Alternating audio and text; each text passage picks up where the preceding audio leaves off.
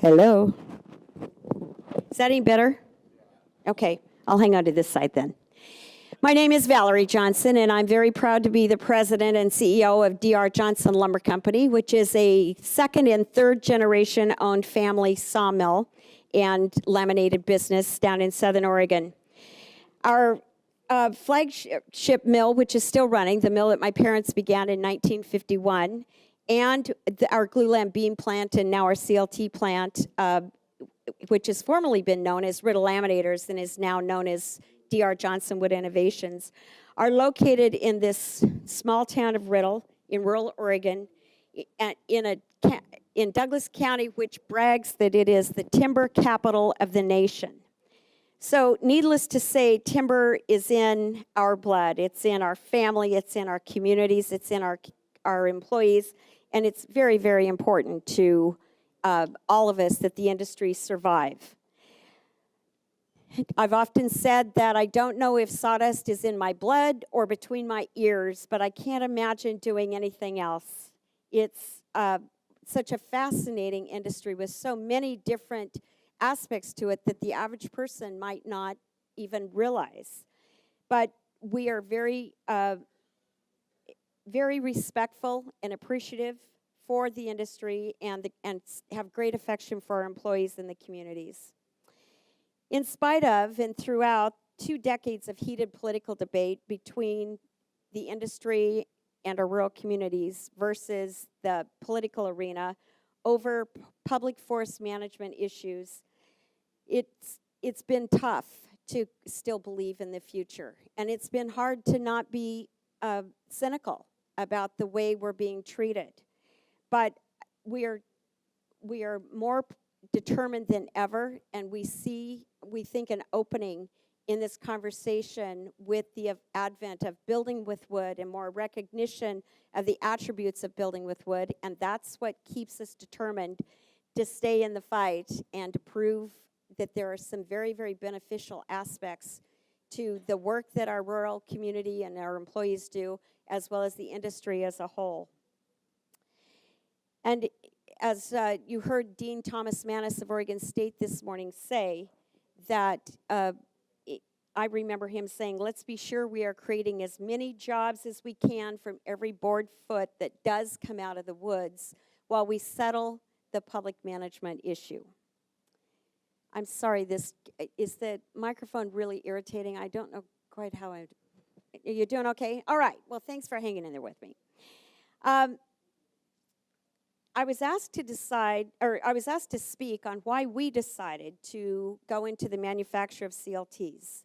And it actually began quite by happenstance. Oregon State's College of Forestry, they hosted and invited a group of industry executives to come to Corvallis in November of 2013. One of their guest speakers was Michael Green, who you all probably know is one of the biggest evangelists of building with mass wood on the planet. And it was a very persuasive presentation, much like you heard them make this morning, but it was really coming from a very new and very exciting point of view to those of us who had been kind of demonized, actually, over the last 20 or 30 years, that there was a need for our product and that there was even possibly new products and new ways to build that could make us even more important. So coming home from that event and going back to my co-owners and our executive team, I was reporting to them about it, and we started mulling it over. Oregon State needed some test panels. We've been making glulam beams for nearly 50 years. How hard could it be to make some test panels? So I committed our company to that and then discovered what I was asking them to do. And by the end of creating the test press to make the test panels, we were kind of hooked because it started to make more sense to us every day.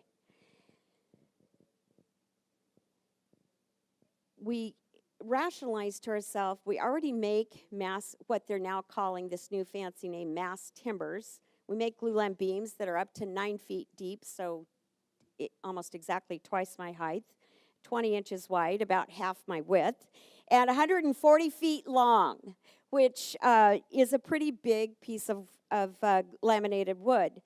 we realized that our plant virtually had half of the equipment we were going to need to consider extending it to make cross-laminated timbers. And it fit into our company's model, sort of our DNA. It's another great engineered wood product that's custom made for custom jobs. We can do this. And then we also had a little extra incentive because we realized that Europe has been doing it for over 20 years. And by golly, if they can do it, we can figure it out too. So let's get going. It just happened very, very quickly. As I said, the meeting at Oregon State was in the late fall of 2013, and by the spring of 2014, we had been doing our due diligence. We'd investigated what and how mass timber was developing outside the United States, what potential there was overseas, but more than that, we were starting to get a handle on what kind of interest there might be right here at home. We immersed ourselves into investigating the product, the manufacturing process, the standards, and the certification it would take to make this happen. And by the summer of 2014, we began collaboration with a very key partner, USNR, who is one of the largest and oldest sawmill equipment manufacturer in the United States. They didn't make a panel press. They really didn't even know if they wanted to make a panel press. Nobody'd ever needed one before. But by golly, when we went to them, they were good enough to assign a young MIT graduate, a young woman, who didn't have a full workload yet, to collaborate with us in between our company and her, our fabricators who were 50 years old, and their certificate was in life experience. I mean, their degree was in life experience.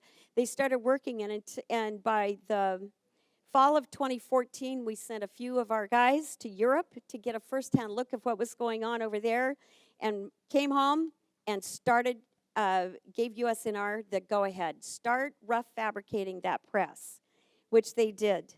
And by the spring of 2015, our press was finished, designed by our own fabricating team, and installed, and we were ready to begin making test panels. That same summer, of course, APA was the testing third-party certification agency, but they had never had anyone ask them to test panels before. So they had to devise their own protocol and their own testing requirements to determine whether we would be appropriately certified. They had that in place by midsummer of 2015. We sent our test panels to them, and with just one exception of a panel that they needed us to remake and send back up there, our panels passed with flying colors. And by August of 2015, I'm very, very proud to say that we were the first CLT manufacturer in the United States to achieve structural certification. And we're very happy about that. Thank you. Beyond that, we were in business. We now could ship real product to real jobs. And thanks to Western Oregon University, who had gone out of their way to design a building that they were building on their campus there at Monmouth, we had a few panels, a truckload or two of panels that went into their building. And right behind that came a wonderful developer, Reworks? No, I'm sorry, the name left me, Reworks. Aaron and Lever Architecture, and they were designing a 4-story building in North Portland and also were determined to build it with mass timber, CLTs and beams. So those shipments began, and those are some pictures of the panels as they're being put into place. So as you can see, the whole process was a genuine team effort, and it was a full collaboration from the very beginning. I just want to be sure that I give a shout out to, again, Oregon State and the College of Forestry there, who were not only helpful but encouraging every step of the way. The state of Oregon was ready to step up with some modest grants from their economic development arms, Oregon Best and Business Oregon, but it was enough to provide that economic incentives for us to do the testing and to put our toe in the water and feel confident to go forward. The University of Oregon, a huge surprise to us. There's probably some ducks out there, so I'm not even going to go there. But good luck. Good luck. When is it? Tomorrow night? Tonight, tomorrow night? Good luck, ducks. Beavers are out, but good luck to you. Actually, our deep beaver women are in, so maybe we'll go further than you guys will yet. At University of Oregon and their Department of Architecture, who just have been wonderful. They came out and said, we're realizing we have not taught building with wood for 40 years, and we need to reach out to the architects in the community and be sure that they understand how to build with wood and how to love building with wood. And so the city of Springfield, a shout out to Mayor Lundgren out here in the audience and her determination to put a cross-laminated timber project together. I've already mentioned USNR, but I want to impress on everyone in this room what a valuable asset Ethan Martin is at Woodworks. He's a structural engineer. His job is to help you work through the details of any wood constructed project. So if you just want to buy him a cup of coffee and sit down and kick ideas around, he is your man. He is experienced and he is qualified and he is very, very just straightforward with his information, and you would find him to be tremendous help. And then, of course, there are just lots of brave architects and engineers out there who are ready to work their way into tackling how to build with mass timber, and hats off to them. And last but certainly not least is a structural engineer who was recently retired. His name is Tom Williamson. Some of you may know him. I think he's speaking here tomorrow, in fact. He actually chaired the committee that wrote the USCLT handbook, and so we really had an expert on our team that from the very beginning that was essential. So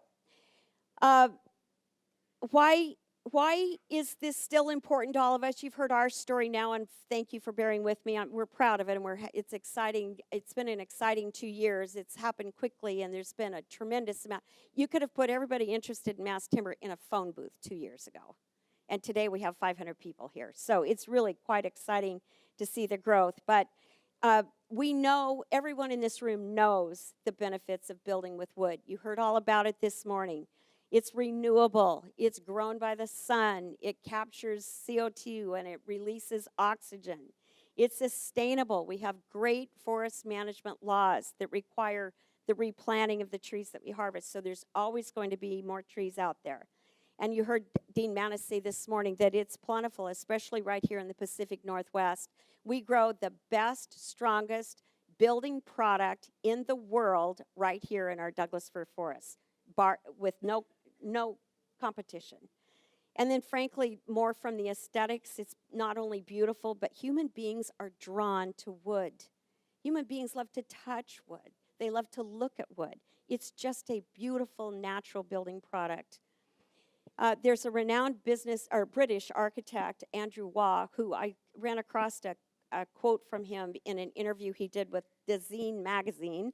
Andrew is from the United Kingdom, and he said, "This is the beginning of the timber age. Building in wood is super fast, super accurate, and also makes the most amazingly beautiful spaces. These are buildings that feel very good to be in, very robust, and very solid."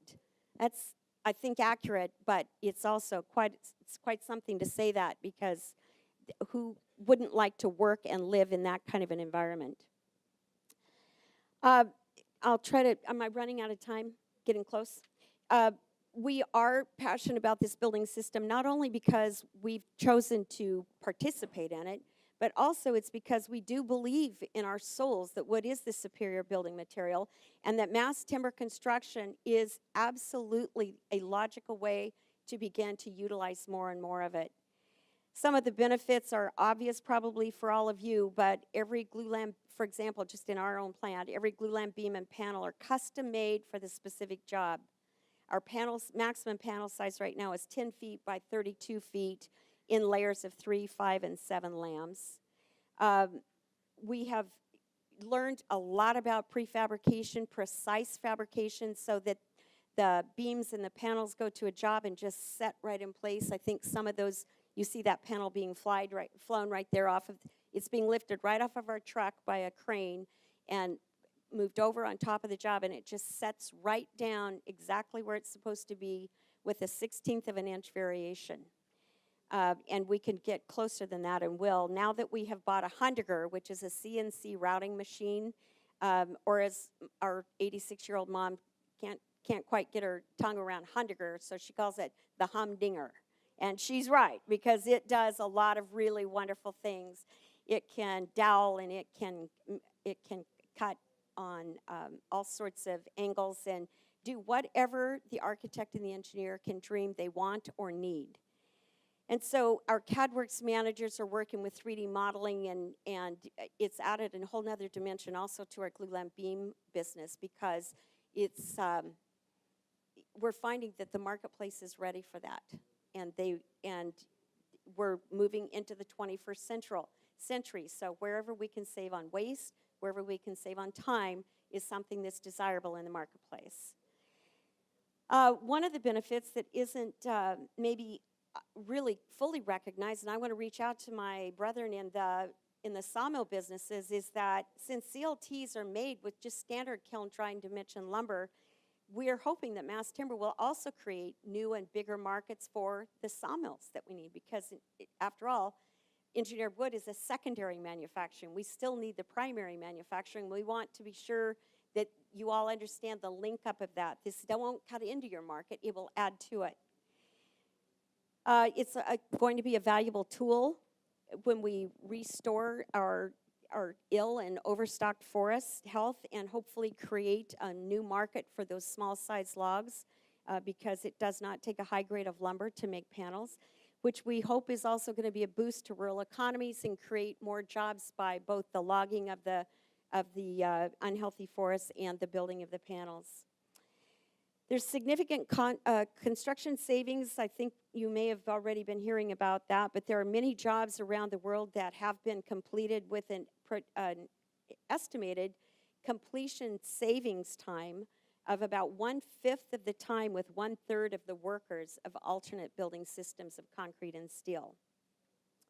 And this may strike home for any of you that live in large cities or here in Portland. Our Portland neighborhoods are a little grouchy about infill redevelopment. Our construction site with mass timber is quieter. It's a smaller staging area. Instead of clogging up the whole street for 2 blocks, we pull our truck up. The panels are loaded in exactly the reverse order. The last one off the truck is on the bottom. The first one that comes off the truck is on the top. Crane reaches over, picks it up, and it pets it right in place, comes right back, and it's a sequenced delivery. And there's no warehousing, there's no extra storage area needed on the job site at all. And to follow that up, because we do the prefabricating, the pre-cutting, there's virtually no waste, wood waste to be disposed of on the job site, which can be not only very space consumptive, but it's also quite expensive in the city to dispose of it. And it's possible that down the road, with enough mass wood buildings structures being in existence, maybe 50, 60 years down the road, and there's another urban renewal, some of these buildings, they literally can deconstruct the building, taking the mass timber panels out, move them to another location, and reconstruct a building with them somewhere else, recycling panels and mass timbers. So what I just want to kind of start working toward a wrap-up here is to emphasize that you may hear from some of the speakers here that there are certain topics that haven't been fully solved or haven't been fully vetted. And it may sound like obstacles to you, hindrances to moving forward with this mass timber revival or revolution. But I want to push back on you and say that every one of those subjects is an opportunity for us to roll our sleeves up and work together and solve whatever the issue is and keep moving forward. This isn't where we have to lean back in a rocking chair and whittle our thumbs, waiting for some magic guru in the sky to solve this. These are bite-sized pieces. And again, we put a man on the moon, or I say this to my kid all the time, put a man on the moon, we can surely figure out what connectors we need, what fire resistance code needs to be written, and so forth. So in addition to the much testing that's going on all around the world, there are also, it's been kind of an eye-opener for me. In the U.S., if we haven't tested it in the U.S., it's not a test. I mean, it's not. We have got to test it again. Doesn't matter how many times the Italian tested it or the Japanese or the Germans. The U.S. has to test it again because that's just how we roll here.